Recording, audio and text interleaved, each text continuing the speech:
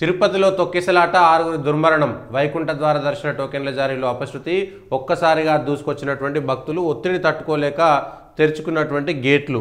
తోపులాట విజువల్స్ చూస్తే చాలా బాధాకరమైనటువంటి, అవి చూడలేనటువంటివి. తొక్కిసలాటలో దైవ దర్శనానికి వెళ్ళి పుణ్యక్షేత్రాలు, మన సంస్కృతిలో లేకపోతే మన ధర్మంలో హిందువులకు సంబంధించి పూజల విధానంలో పుణ్యక్షేత్రాలు అనేటువంటి వాటికి ప్రత్యేకమైనటువంటి ఒక గుర్తింపు ఉంటుంది.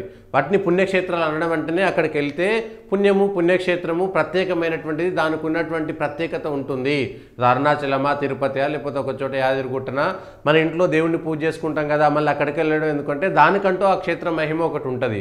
కాబట్టి మనకున్నటువంటి పురాణ ఇతిహాసాల ప్రకారము ఖచ్చితంగా అక్కడికి వెళ్ళాలి అనేటువంటిది ఉంటుంది. లేదంటే ఒక కాశీ, మధుర ఇట్లా ఒక 7 ప్రదేశాలను దర్శించుకుంటే మోక్షం లభిస్తుందని మోక్షపురి అంటారు. అట్లా